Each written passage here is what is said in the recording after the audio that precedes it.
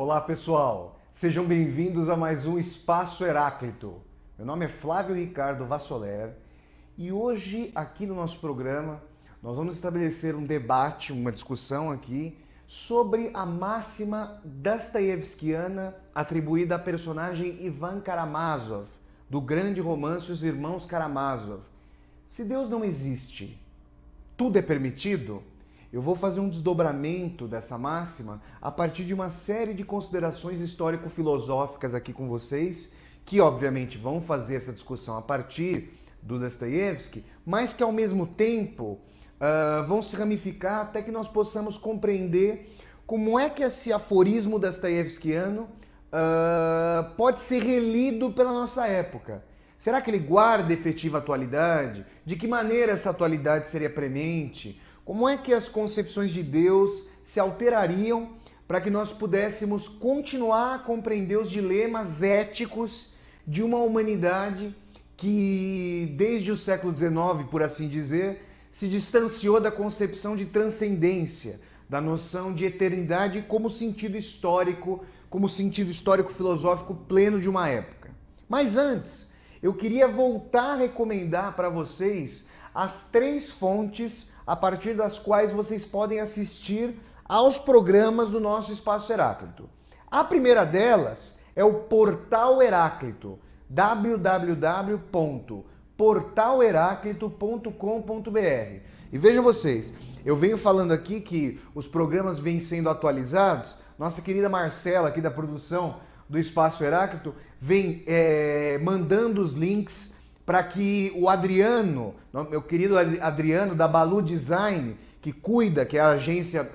publicitária ali de Jundiaí, aqui na cidade próxima a São Paulo, que vem cuidando do nosso Espaço Heráclito, a gente vem subindo os vídeos do Espaço Heráclito, tanto para o Portal Heráclito, que é essa fonte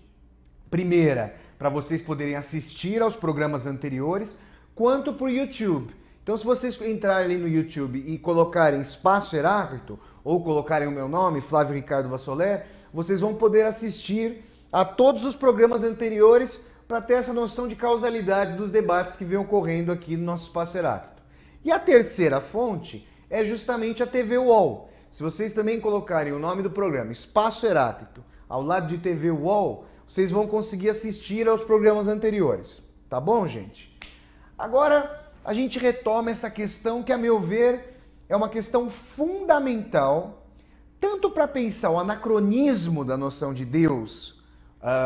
eu diria, noção de Deus historicamente superada em uma série de sentidos, quanto para pensar a revivescência de certas concepções de Deus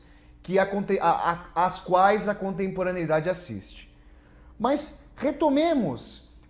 de forma breve, o contexto que trouxe à tona essa máxima dostoiévskiana do Ivan Karamazov, que diz o seguinte: se Deus não existe, tudo é permitido? O Ivan, pessoal, personagem que o Dostoiévski chegou a considerar sua grande personagem, a sua grande criação literária,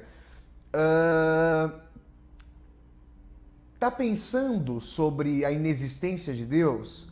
com uma série de ramificações. Para o nosso programa de hoje, interessa analisar o fato de que toda a construção do edifício social, toda a construção do tecido de relações, de reciprocidade ética, sobretudo a partir da ascensão do cristianismo com a Igreja Católica, ali com a oficialização do cristianismo como religião do Império Romano, e depois com a transmissão desse legado para a Igreja Católica aqui no Ocidente, o cristianismo foi o sedimento que norteou, ao menos como ideal,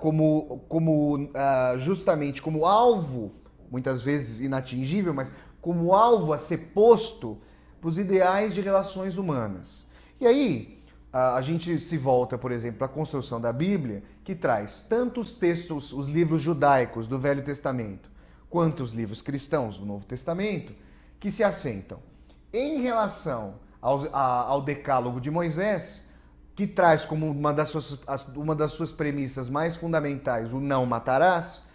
tanto com relação ao Sermão da Montanha de Cristo, em que desponta a noção do oferecimento da outra face, ou seja, do amor incondicional, do amor de doação, da noção de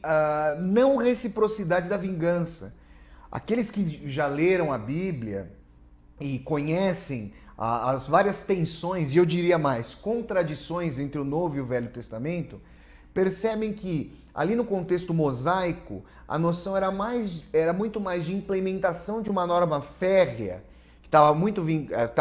era muito influenciada pela figura da lei de Talião, que rezava como máxima a noção de olho por olho, dente por dente, e que no Novo Testamento, a máxima cristã, a máxima de Cristo, vem com uma noção de que não só é preciso respeitar a lei num sentido de punibilidade, de medo da punibilidade, mas é preciso transcendê-la como purificação do coração.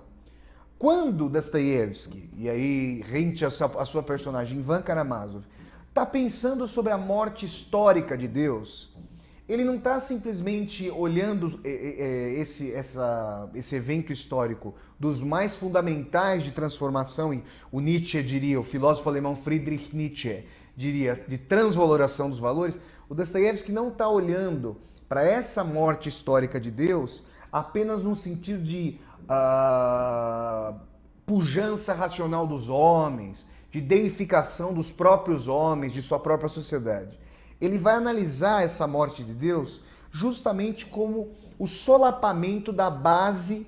sobre a qual se assentou secularmente o edifício social. O que garantiria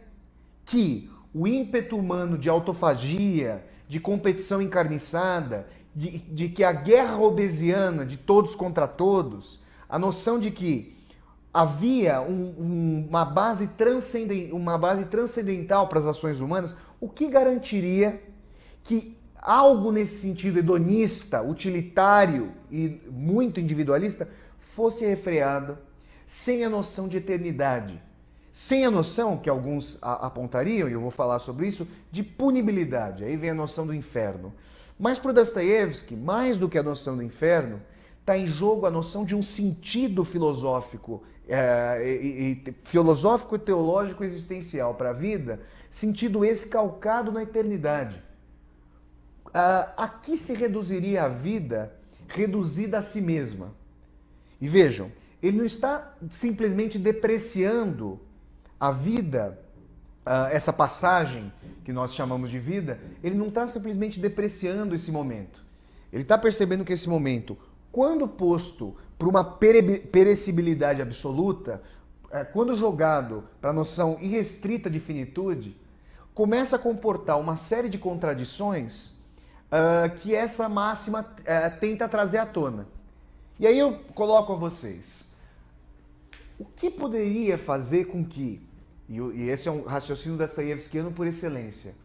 alguém que quisesse maximizar suas satisfações pessoais num tipo de sociedade que é regido pelo grau de competitividade que nós temos que suportar e que nós temos que suplantar em grande medida no nosso cotidiano, que tipo de valores refreariam o ímpeto assassino de alguém que veria uma possibilidade ímpar de se firmar no mundo contra os demais? Esse é um cálculo utilitário feito pela personagem Raskolnikov, de Crime e Castigo. E o Dostoiévski está pensando sobre os vários desdobramentos desse esboroamento de Deus em termos de consequências antiéticas. Ou seja, em termos de relativização absoluta de todos os parâmetros éticos. Não haveria mais previsibilidade social na medida em que essa ética pulverizada entre os membros da sociedade que competem entre si de maneira encarniçada, no limite, geraria a convivência do mais forte, a subordinação, o caráter retrátil da palavra empenhada, a mentira o falseamento como pressupostos da vivência social. E aí, pessoal,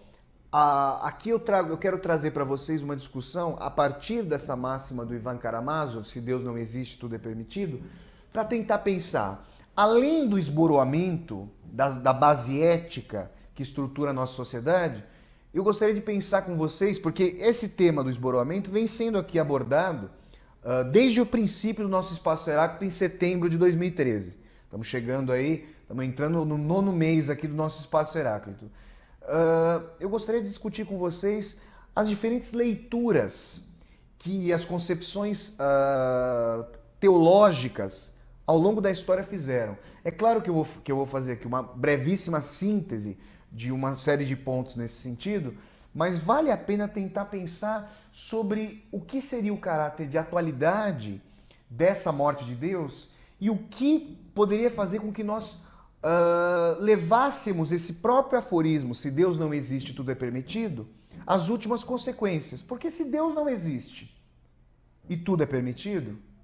Deus pode voltar a existir, ou ele se insinua na fresta dessa permissibilidade absoluta, talvez com uma nova configuração histórica. Porque vejam, se nós pensarmos, por exemplo, em termos da ortodoxia, da Igreja Ortodoxa, que foi muito importante, foi fundamental para toda a formação do contexto histórico em que o Dostoiévski estava inserido. Se nós pensarmos em termos do ethos católico, que é comum aqui pela formação brasileira, se nós pensarmos em termos do ethos protestante, que vem ganhando corpo na sociedade brasileira, sobretudo a partir do século XX, vem-se a disputa entre catolicismo e protestantismo vem se acirrando profundamente, com larga vantagem em termos de aceitação de novos fiéis para o protestantismo. Se nós pensarmos em relação a esses três matizes que guardam uma série de diferenças entre si, mas que no sentido de percepção do que seria a eternidade, a meu ver, trazem uma concepção comum. Que tipo de investigação eu falaria em relação à síntese católica para essas três vertentes? Que tipo de investigação, a que tipo de investigação o catolicismo procede para que nós saibamos o que se dá no além-mundo? Na verdade, nós sabemos que em determinado concílio da Igreja, a investigação sobre o além-mundo foi rechaçada. Isso foi tido como uma noção de mistério, como uma noção do inatingível de maneira racional, como se compreender Deus, compreender o que fosse Deus, colocá-lo nos limites da nossa razão, enquadrá-lo nas categorias da nossa linguagem, fosse limitar o ilimitado. Isso, pessoal, eu trago aqui esse ponto, e é uma síntese muito, muito abrupta de toda uma discussão que rasgou a Idade Média, que perpassou o pensamento dos escolásticos, de pensadores fundamentais da Igreja, que foram canonizados depois, como Agostinho de Hipona, Santo Agostinho, Tomás de Aquino, depois Santo Tomás de Aquino. Então, toda essa discussão sobre o que seria Deus, qual seria a natureza de Deus, quais seriam as contiguidades entre Deus e os homens, foi vastamente explorada, mas, num certo sentido, nesse sentido fundamental sobre o qual nós falamos, a aposta na transcendência era muito mais voltada para a noção de fé, para a noção de vivência da religiosidade como suspensão da razão, como ascese, num sentido de utilizar diferentes características do humano para tentar se comunicar com Deus. É interessante isso, porque a mediação, essa noção do mistério, é muito mais voltada para um corpus da instituição católica no catolicismo, ou seja, de que o clero e a instituição viriam a fazer a mediação entre Deus e os homens em meio à Igreja Católica, e o protestantismo, num sentido mais moderno, e o Max Weber, fundamental sociólogo alemão, diria, num sentido mais próximo ao espírito do capitalismo, em diálogo com o protestantismo, nós percebemos que no protestantismo a relação entre o fiel e Deus é de um cunho muito mais íntimo, ou seja, muito mais da esfera do indivíduo, sem uma noção totalmente premente da mediação de um clero, que no protestantismo é muito mais pulverizado, a disseminação das igrejas e assim por diante. De qualquer maneira, a investigação sobre os fenômenos de aparição, sobre os fenômenos do que seria a comunicação do outro mundo, como é que ele estaria organizado. Haveria similaridade entre as nossas formas de desenvolvimento e as formas de desenvolvimento do além-mundo? Qual seria o papel da alma, do espírito desencarnado, pós-mortem, dado que a morte já não existiria, dado que a morte seria uma ruptura para uma nova vivência? O espírito voltaria a Deus, ao Criador, o espírito teria um sentido de desenvolvimento, haveria lógica de reencarnação? Aqui, para catolicismo, Igreja Ortodoxa e protestantismo, não há a noção de reencarnação, há a noção de ressurreição, que é muito conhecida a partir do último livro da Bíblia católica e da Bíblia protestante, que é o Apocalipse. Apo, aquilo que vem de cima, daí a gente tem apogeu, gel, terra, apo, em cima. O apogeu é o ponto mais alto em relação à terra. Então é o cume. Apocalipse, apo, de cima, calipse, calipsos, do grego, revelação. Revelação que vem de cima. Ou seja, a palavra de Deus posta, escrita ali pelo apóstolo João, que foi também um dos evangelistas. Nesse livro do Apocalipse, nós temos a noção de que as almas ressuscitariam, na verdade, se reencontrariam na noção do juízo final, para separar o joio do trigo, segundo a palavra cristã, a palavra de Cristo, para se saber se as almas iriam para o inferno ou para o céu. Essa é a interpretação mais tradicional daquilo que é posto no catolicismo. Mas a noção de retorno da alma para cumprir um karma com vistas à evolução por meio do Dharma, que é muito própria ao budismo e que tem diálogos profundos no hinduísmo, ou seja, agora eu estou falando de concepções orientais, concepções oriundas do subcontinente indiano, oriundas também, concepções que se espraiaram por toda a Ásia, China, Japão, eu estou falando de uma série de países dessa região da Ásia. Essas concepções, e aí a gente obviamente mencionaria também uma religião mais nova, que veio 6 séculos após o surgimento do cristianismo, que é o islamismo, que tem diálogos profundos com a noção do cristianismo, e vai se estabelecer como uma ramificação do judaísmo em relação a Ismael, daí os ismaelitas, e o Velho Testamento coloca sobre isso. Essas concepções, que são orientais do islamismo, e as ocidentais de catolicismo, ortodoxia e protestantismo, não se vinculam à noção de reencarnação. O judaísmo tem a Kabbalah, que é reencarnacionista, mas é um livro judaico que não está vinculado à Bíblia judaica, tal como a formação católica concebe. Mas essas concepções do hinduísmo e do budismo trazem à tona noções fundamentais de reencarnação que tentam dar conta de problemas efetivos que me parecem extremamente aporéticos, ou seja, contraditórios, em meio a concepções como a do catolicismo, do protestantismo e da ortodoxia, que não conseguem lidar com o fato de que o mal poderia se estabelecer no mundo sem que ele pudesse passar por uma travessia. Por que espíritos concebidos no momento da criação, ou seja, no momento em que eles vêm à tona, viriam com diferenças, viriam com deformidades, com uma série de dificuldades, a maioria de nós, e alguns seriam tidos como privilegiados? Existem leituras protestantes que vão falar sobre os escolhidos a priori. E existem, inclusive, tendências protestantes que falam sobre a noção de que nem é preciso ler a Bíblia, dado que, em algum sentido, os escolhidos já estão efetivamente eleitos. Isso me parece problemático porque haveria um viés na vinculação de Deus com a humanidade por ele criada. Eu vou fazer um intervalo agora com vocês, pessoal, mas obviamente que nós vamos continuar a desdobrar esse debate para nós podermos entender que tipos de concepção espirituais discutiram a fundo essa máxima dostoiévskiana, para além, a meu ver, de uma série de aporias com as quais o século XIX já podia lidar, mas que me parecem que hoje ficam mais maturadas para nós compreendermos o sentido de Deus na contemporaneidade. Então a gente vai fazer um rápido intervalo e voltamos daqui a pouquinho com o nosso Espaço Heráclito. Até já!